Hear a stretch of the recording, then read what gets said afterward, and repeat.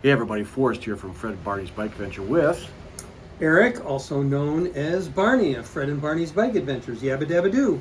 and today we want to introduce another video from our primary care physician we shared, Dr. Paul Wessling. Eric interviewed him before we left on this adventure, and he's got a very important message we want to leave, especially for men.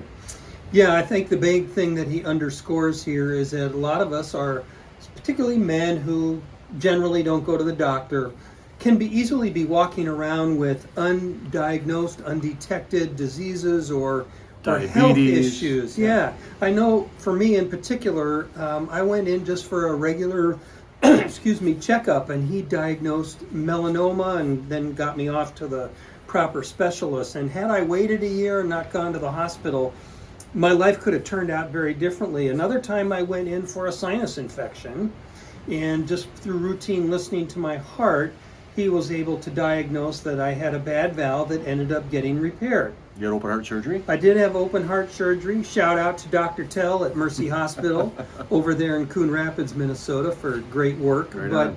yeah, it's really critical to get in on a regular basis to get these things maybe detected before they become big or sometimes catastrophic issues. And don't wait until it becomes something big, right? Yeah. If you've got health insurance, and many of us still do, you've got to take advantage of getting that baseline, going in for your annual exam, and attack some of these potentially silent but deadly diseases. So anyways, want you to enjoy the video. Welcome, Dr. Wessling. Great to have you. In our country today, obviously, healthcare is a big issue. If a person is fortunate enough to have health insurance, the primary care doctor is really kind of the tip of the spear for both physical and mental health. What do you see are some of the most common things that could have been prevented or minimized if a patient might have come in sooner?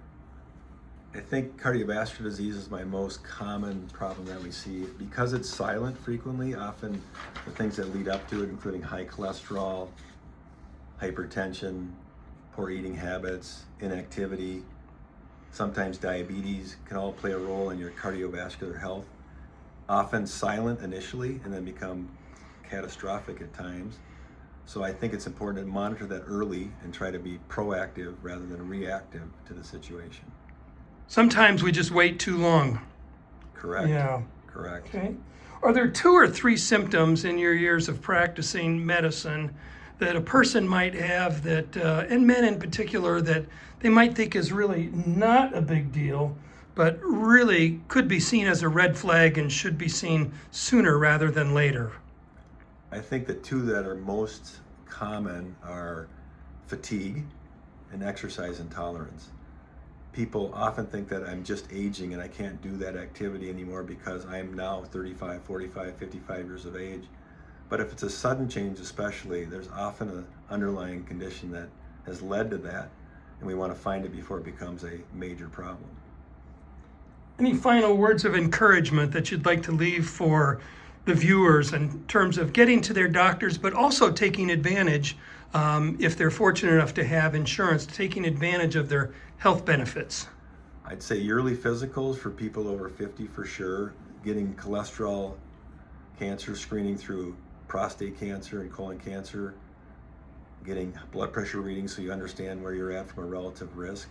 I think the biggest problems we have is heart disease and undiagnosed cancer that can become a problem if you don't treat it early and acutely. All right, thank you.